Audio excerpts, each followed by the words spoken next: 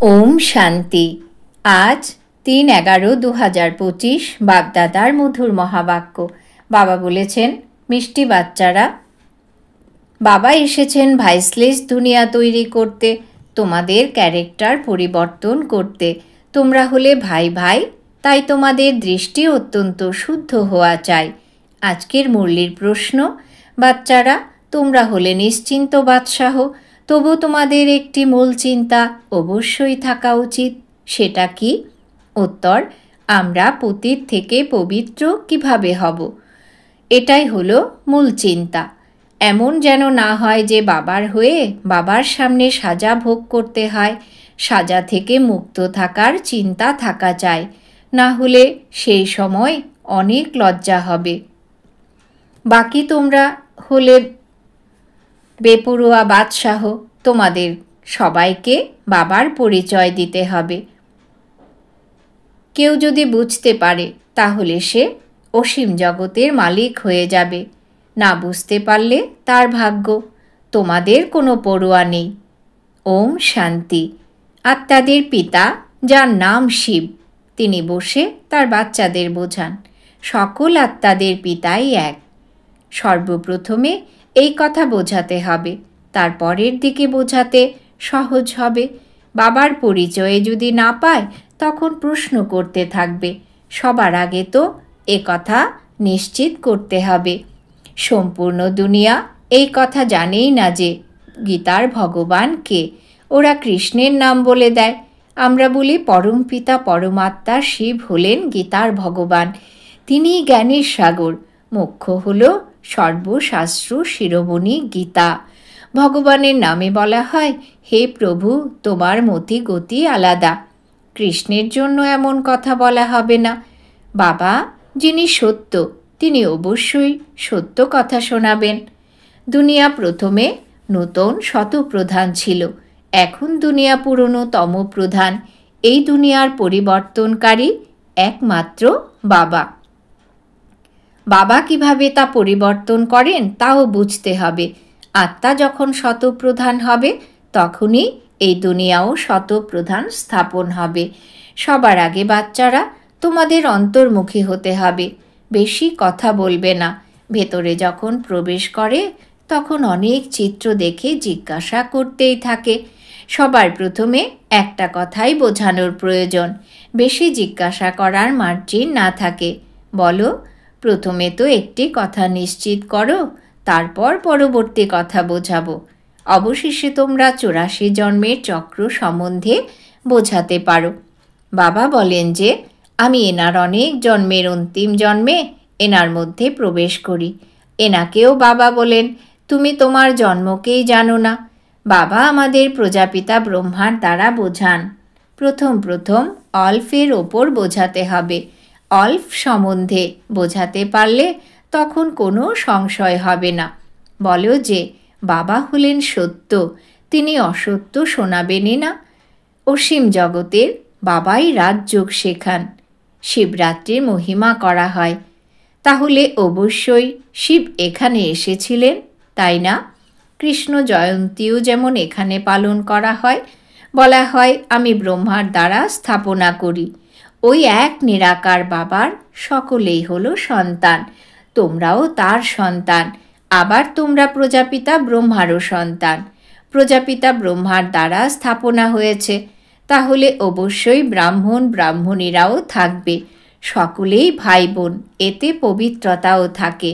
গৃহস্থ জীবনে থেকে পবিত্র থাকার এমন ভয় থাকে। ভাই ভাই হলে কখনোই ক্রিমিনালায় থাকা উচিত নয়। 21 জন্মের জন্য এই দৃষ্টির পরিবর্তন হয়ে যায়। বাবাই তো বাচ্চাদের শিক্ষা দেবেন, তাই না?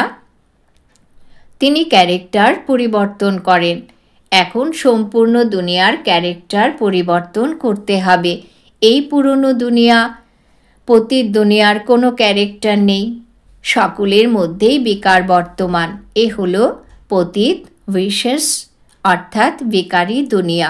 এরপর ভাইসলেস দুনিয়া কিভাবে হবে? বাবা ছাড়া কেউ তা তৈরি করতে পারবে না। বাবা এখন তোমাদের পবিত্র করছেন। এসব হলো গুপ্ত কথা। আমরা হলাম আত্মা। আত্মাকে পরমাত্মা বাবার সঙ্গে মিলিত হতে হবে।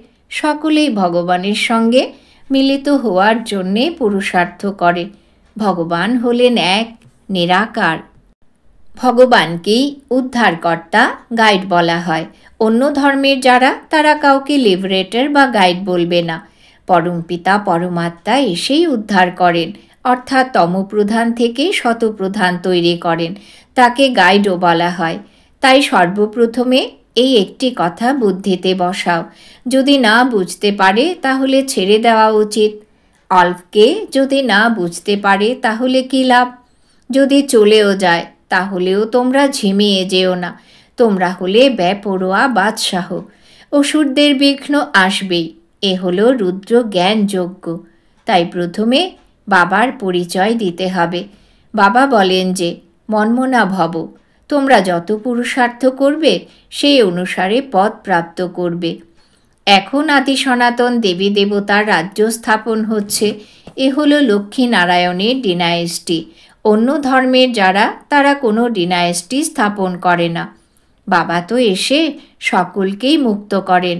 তারপর অন্য অন্য ধর্ম স্থাপকদের তাদের নিজের নিজের সময়ে এসে ধর্ম স্থাপন করতে হবে। এই বৃদ্ধি হতে হবে। পতিত হতেই হবে। পতিত থেকেই পবিত্র করা, এ তো হলো বাবার কাজ। ওনারা তো কেবল এসে ধর্ম স্থাপন করবেন। এখানে বড়াই করার মতো কোনো কথাই নেই। মহিমা তো হলো একজনেরই। ওরা তো খ্রাইস্টের জন্য কত কিছু করে। ওদেরও বোঝাতে হবে যে লিবারেটর এবং গাইড তো গডফাদারই। বাকি খ্রাইস্ট কী করেছেন? ওনার পরে খ্রিস্টান ধর্মের আত্মারা আসতে থাকে, তারপর নিচে নামতে থাকে। এক বাবাই তো দুঃখ থেকে মুক্ত দেন। এক বাবাই তো দুঃখ থেকে মুক্তি দেন। এই সব পয়েন্টস বুদ্ধিতে খুব ভালোভাবে ধারণ করতে হবে। এক ভগবানকেই মার্সিফুল বলা হয়। খ্রাইস্ট কোনো দয়া করেন না। একজন মানুষও কারুর প্রতি দয়া করে না। দয়া হলো অসীম জগতের। এক বাবাই সকলের উপর দয়া করেন। সত্যযুগে সবাই সুখ শান্তিতে থাকে। সেখানে দুঃখের কোনো কথাই নেই। বাচ্চারা এই একটি কথা অল্পের ওপরে কাউকে নিশ্চিত করায় না। অন্য অন্য কথায় চলে যায়। তারপর বলে গলায় খারাপ হয়ে গেল। তোমাদের প্রথম দিকে বাবার পরিচয় দিতে হবে।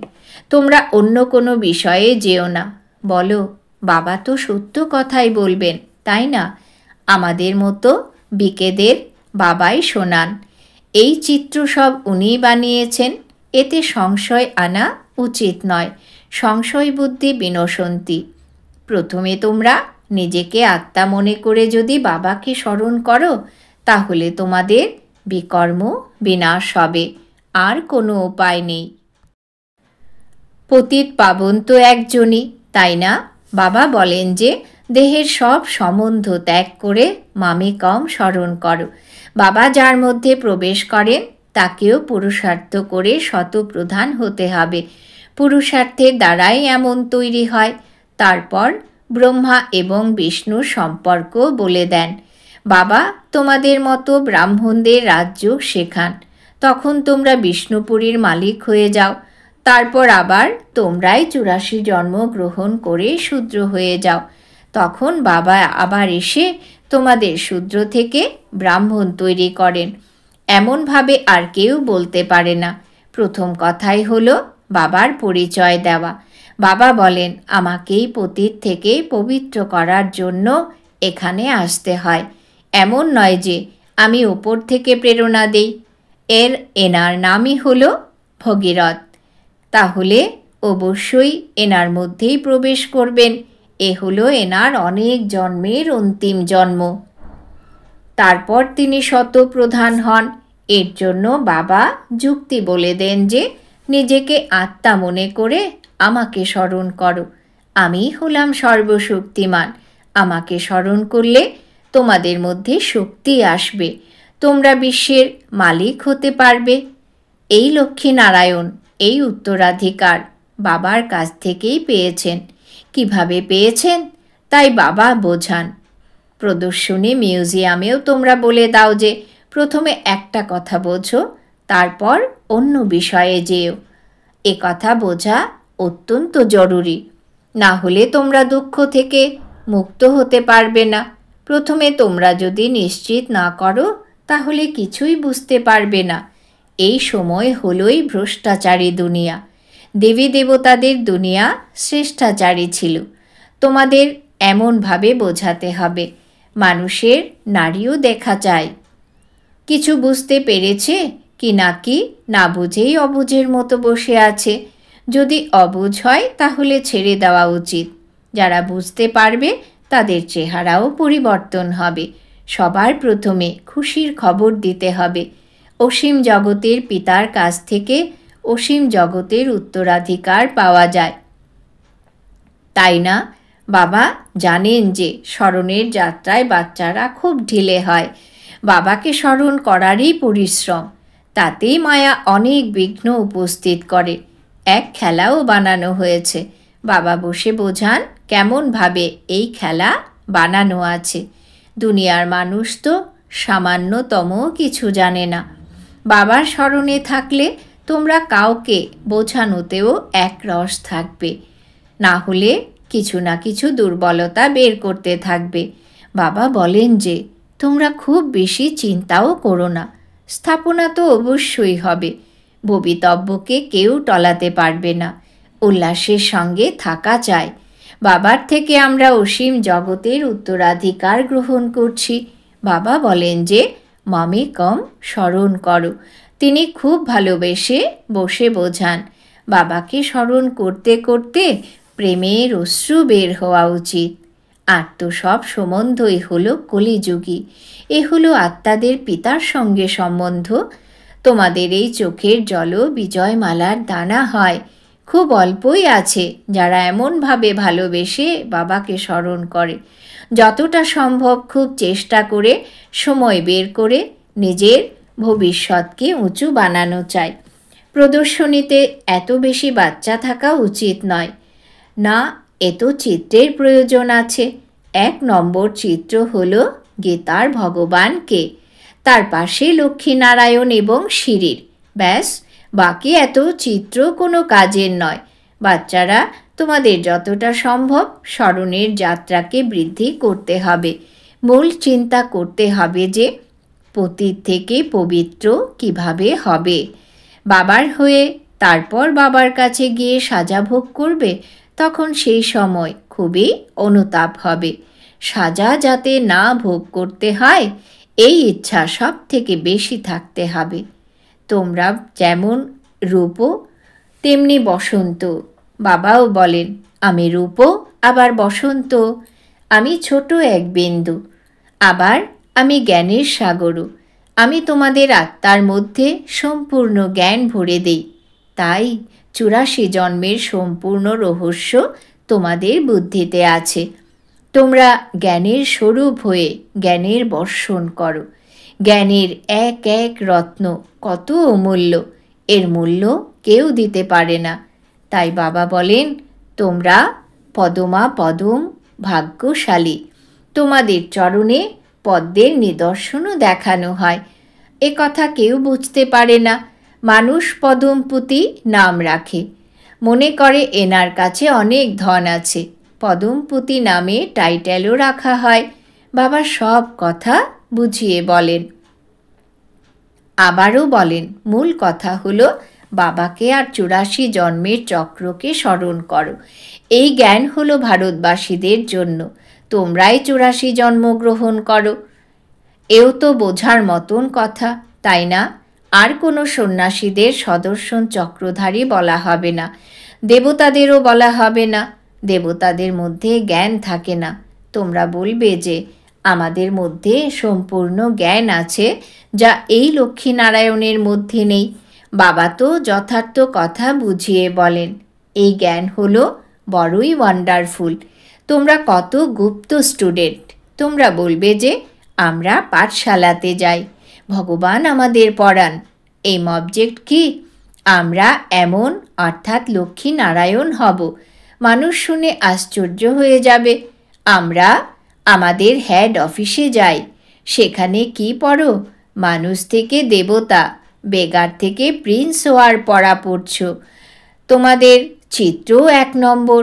ধন দানও সবসময় পাত্র বুঝে করা হয়। এই পাত্র তোমরা কোথায় পাবে? শিব, লক্ষ্মী, নারায়ণ, রাম, সীতার মন্দিরে।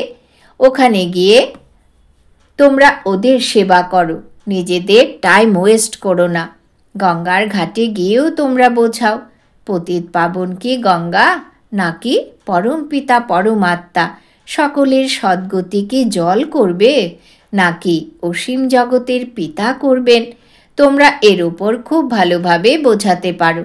তোমরা এই বিশ্বের মালিক হওয়ার পথ বলে দাও। তোমরা দান করো, করিতুল্য মানুষকে হীরের সমান বিশ্বের মালিক বানাও। ভারত তো বিশ্বের মালিক ছিল, তাই না?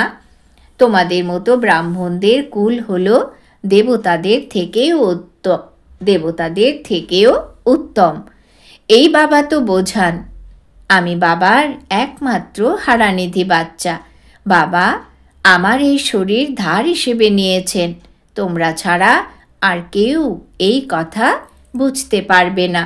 বাবা আমার ওপর সওয়ার হয়েছেন, আমি বাবাকে কাঁধে বসিয়েছি, অর্থাৎ এই শরীর দিয়েছি যে এর দ্বারা সেবা করো। এর পরিবর্তে তিনি কত কিছু দেন। তিনি আমাদের কত উঁচু কাঁধে চড়ান। মা তো বাচ্চাকে কোলে নিতে পারে, কিন্তু বাবা বাচ্চাকে কাঁধে চড়ায়, তাই না? পাঠশালাকে কখনো কল্পনা বলা হয় না। স্কুলে হিস্ট্রি, জিওগ্রাফি পড়ায়, সে কি কল্পনা হলো? এও তো এই ওয়ার্ল্ডের হিস্ট্রি, জিওগ্রাফি, তাই না? আচ্ছা, মিষ্টি মিষ্টি হারানিধি বাচ্চাদের প্রতি মাতা পিতা বাপদাদার স্মরণের স্নেহসুমন আর সুপ্রভাত। আত্মাদের পিতা তার আত্মারূপী বাচ্চাদেরকে জানাচ্ছেন নমস্কার। আমরা আত্মারূপী বাচ্চারা আমাদের মাতা পিতা বাপদাদাকে জানাই অনেক অনেক স্মরণের স্নেহসুমন, সুপ্রভাত, নমস্কার। ধন্যবাদ বাবা, ধন্যবাদ। ধারণার জন্যে মুখ্য সার: 1. অত্যন্ত প্রেমের সঙ্গে বসে আত্মিক পিতাকে স্মরণ করতে হবে। এই স্মরণে যদি প্রেমের অশ্রু এসে যায়, তাহলে তা বিজয়মালার দানা হয়ে যাবে। নিজের সময় ভবিষ্যতের প্রালব্ধ তৈরিতে সফল করতে হবে। 2. অন্তর্মুখী হয়ে সকলকে আলফ অর্থাৎ আল্লাহর পরিচয় দিতে হবে। বেশি কথা বলতে হবে না। একটাই যেন নেশা থাকে যে এমন কোনো কর্তব্য না হয় যাতে সাজা ভোগ করতে হয়। বরদান: বাবা আজ বরদান দিয়েছেন, আমি আত্মিক যাত্রী। এই স্মৃতিতে সদা উপরাম, ডিট্যাচ এবং নির্মোহী ভব। আমি আত্মিক অর্থাৎ রুহানি যাত্রী। এই স্মৃতিতে সদা উপরাম, ডিটেচ এবং নির্মোহী ভব। বিস্তার: আত্মিক বা আধ্যাত্মিক যাত্রী স্মরণের যাত্রায় সদা এগিয়ে যেতে থাকে। এই যাত্রাই হলো সর্বদাই সুখদায়ী। যারা আত্মিক যাত্রায় তৎপর থাকে তাদের আর অন্য কোনো যাত্রার আবশ্যক নেই। এই এক যাত্রার মধ্যেই সমস্ত যাত্রা সমাহিত রয়েছে। মন, বচন ও শরীরের দ্বারা বিভ্রান্ত হয়ে ঘুরে বেড়ানো বন্ধ হয়ে যায়। তখন সর্বদা এই স্মৃতি থাকে যে আমরা আত্মিক যাত্রী। তখন কোনো কিছুর প্রতি মোহ থাকে না। তারা সহজেই উপরাম, ডিট্যাচ ও নির্মোহী হওয়ার বরদান লাভ করে। স্লোগান: সদা বাহ বাবা, বাহ ভাগ্য আর বাহ মিষ্টি পরিবার, এই গীতি গেয়ে চলো। সদা বাহ বাবা, বাহ ভাগ্য আর বাহ মিষ্টি পরিবার, এই গীতি গেয়ে চলো। অব্যক্ত ইশারা: অশরীরী বা বিদেহী স্থিতির অভ্যাস বাড়াও। যেমন বাবাকে তার সব রূপে ও সব সম্বন্ধের দ্বারা জানাটা আবশ্যক, তেমনি নিজের সত্য স্বরূপকেও জানা আবশ্যক। জানা অর্থাৎ মানা। আমি যা, আমি যেমন আমি আছি সেটা ভেবে চললে তবে দেহের মধ্যে থেকেও বিদেহী, ব্যক্ত থেকেও অব্যক্ত, চলতে ফিরতে ফরিস্তা বা কর্ম করতে করতেও কর্মাতীত স্থিতি হয়ে যাবে। ওম শান্তি। আজকের সমান আমি আত্মিক অর্থাৎ রুহানি যাত্রী।